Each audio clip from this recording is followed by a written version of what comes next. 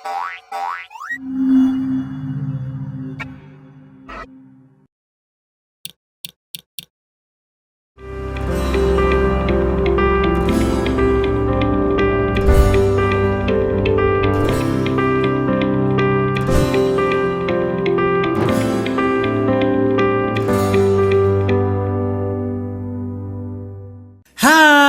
kita bertemu lagi dalam pelajaran pendidikan Pancasila dan kewarganegaraan masih bersama dengan Bapak Guru Riki.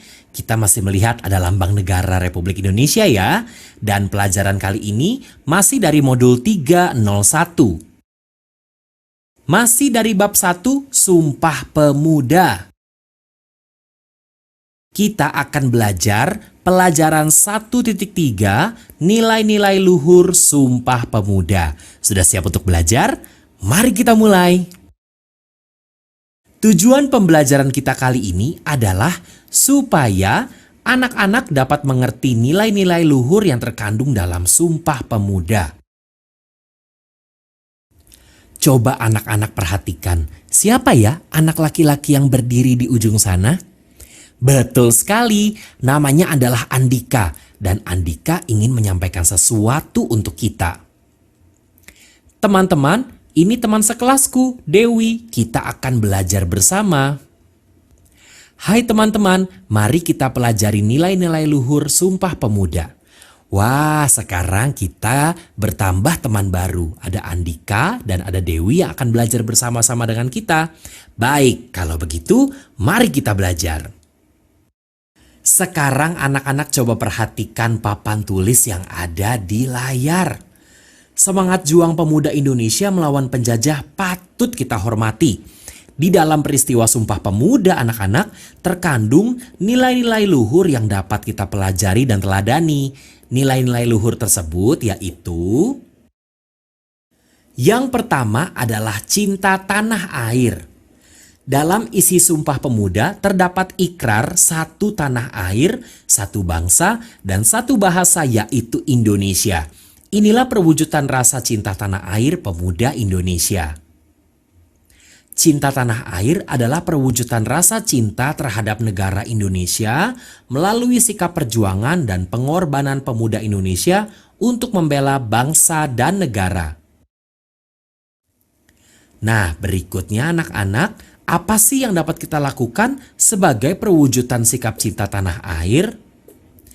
Rasa cinta tanah air mengajarkan kita akan rasa kebanggaan, rasa memiliki, rasa menghormati, rasa menghargai, dan kesetiaan terhadap nusa dan bangsa. Sebagai anak Indonesia, kita patut bangga terhadap kekayaan budaya yang kita miliki.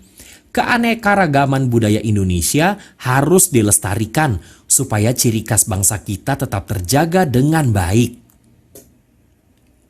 Sebagai perwujudan cinta tanah air, kita juga harus menggunakan bahasa Indonesia sebagai alat komunikasi kita sehari-hari dengan orang lain. Nah, kita akan berkenalan dengan satu anak perempuan yang mau menunjukkan rasa cinta tanah airnya. Seperti apa ya? Teman-teman, sebentar lagi akan diadakan festival budaya. Aku ingin menampilkan sebuah tarian daerah dari Bali yaitu tari pendet. Bagaimana dengan kalian? Tari pendet itu ya seperti apa ya? Ini dia gambarnya. Seperti itulah tari pendet, salah satu tarian dari Bali dan salah satu tarian dari Indonesia untuk menunjukkan rasa cinta tanah air. Berikutnya adalah yang kedua, mengutamakan kepentingan bersama. Organisasi-organisasi pemuda Indonesia pada awalnya terbentuk karena kepedulian mereka terhadap suku bangsanya masing-masing. Mereka berjuang demi daerah asal mereka yang tertindas oleh kaum penjajah. Namun setelah diadakannya Kongres Pemuda dan dihadiri oleh perwakilan-perwakilan pemuda-pemudi dari berbagai daerah, mereka menyatukan pikiran dengan semangat kebersamaan bahwa mereka harus bersatu demi kepentingan bersama, yaitu kemerdekaan Indonesia. Peristiwa ini mengajarkan kita untuk mendahulukan kepentingan bersama daripada kepentingan pribadi. Kepentingan bersama yang dilakukan secara bersama-sama akan menghasilkan dampak yang lebih besar daripada dilakukan secara sendiri. Itulah yang patut kita teladani sebagai anak Indonesia. Nah, sekarang Andika mau bicara apa ya? Teman-teman, di lingkungan rumahku sedang ada kerja bakti membersihkan halaman dan parit untuk mencegah banjir. Seperti ini suasananya nih anak-anak, kerja bakti. Wah, lihat, ada yang membersihkan halaman, ada yang sedang menumpuk sampah, ada yang sedang menyiram air. Wah, namun 3 orang ini kenapa terlihat santai-santai di taman ya anak-anak? Coba kita tanya sama Andika. Ya, beberapa teman-temanku lebih memilih asik bermain daripada ikut kerja bakti. Wah, padahal tadi kita lihat di gambar sebelumnya orang-orang sedang sibuk ya membersihkan lingkungan.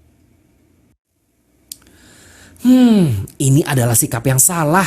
Sebagai teman, kita harus mengingatkan kepada mereka untuk ikut membantu membersihkan lingkungan tempat tinggal kita. Ini untuk kepentingan bersama, yaitu mencegah banjir dan lingkungan rumah kita pun terlihat bersih dan rapi. Dengan lebih banyak orang yang ikut berpartisipasi dalam kerja bakti, pekerjaan yang dilakukan akan lebih ringan dan cepat selesai. Berikutnya, yang ketiga adalah menerima perbedaan. Kongres Pemuda diikuti oleh pemuda-pemudi perwakilan dari organisasi-organisasi yang dibentuk karena kesamaan daerah asal tempat kelahiran mereka. Dengan latar belakang suku, bangsa, dan budaya yang berbeda satu sama lain, mereka mampu menerima perbedaan di antara mereka dan bersama-sama bersatu memperjuangkan kemerdekaan Indonesia. Peristiwa Sumpah Pemuda ini mengajarkan kita untuk saling menghargai dan menghormati perbedaan-perbedaan yang ada di sekitar kita. Karena di atas itu semua, kita adalah satu bangsa, yaitu Indonesia. Sekarang kita akan mendengarkan cerita seorang teman. Di kelasku ada siswa baru yang bernama John dan berasal dari Papua. Namun teman-teman sekelasku enggan berkenalan dan berteman dengannya. Dia terlihat sendiri dan tanpa teman. Wah, kasihan sekali ya. Dan kita coba lihat, oh itu dia John. Dan ada Andika di situ. Andika menghampiri John, mengajaknya bermain bersama. Sikap Andika terhadap John patut kita contoh anak-anak. Kita harus bisa menerima perbedaan suku, bangsa, dan budaya teman-teman di sekeliling kita. Karena kita sama-sama anak Indonesia yang mempunyai kewajiban untuk saling menghargai dan menghormati sesama. Berikutnya, nilai luhur yang dapat kita pelajari dari Sumpah Pemuda adalah persatuan dan kesatuan. Sumpah Pemuda merupakan suatu ikrar terhadap perwujudan persatuan dan kesatuan pemuda-pemudi daerah Indonesia menjadi satu bangsa, yaitu Indonesia. Mereka adalah pemuda Indonesia yang cinta tanah air dan mampu menerima perbedaan demi kepentingan bersama untuk bersatu melawan penjajah dan memperoleh kemerdekaan. Peristiwa ini anak-anak mengajarkan bahwa kita harus bersatu untuk membangun bangsa Indonesia. Kita juga harus menjaga dan memelihara persatuan dan kesatuan antara seluruh rakyat Indonesia. Sekarang Bapak Guru Riki akan memperlihatkan sebuah peribahasa. Bersatu kita teguh, bercerai kita runtuh. Apa artinya ya? Seperti peribahasa di atas anak-anak, kalau kita bersatu, kita akan mampu menghadapi serangan dari luar yang ingin menghancurkan dan memecah belah persatuan negara kita tercinta Indonesia. Sekali lagi dibaca dengan suara yang keras. Bersatu kita teguh, bercerai kita runtuh. Sebagai contoh nih anak-anak, Dalam olahraga sepak bola, diperlukan adanya kerjasama antar sesama anggota tim. Mereka harus bersatu dan menyusun strategi, serta menerima perbedaan sesama anggota, baik kelebihan atau kekurangannya, demi mencapai kepentingan bersama untuk meraih kemenangan. Gol! Nah, kita bertemu lagi dengan teman belajar kita, yaitu Dewi dan Andika. Sekarang kan kalian sudah mengerti tentang nilai-nilai luhur Sumpah Pemuda. Jangan lupa untuk melakukannya dalam keseharian kalian ya teman-teman. Dan pelajaran 1.3 sudah selesai. Sekarang waktunya kalian mengerjakan latihan di buku kegiatan ya. Oke Dewi, oke Andika. Sampai bertemu di pelajaran berikutnya. Dan sampai jumpa anak-anak.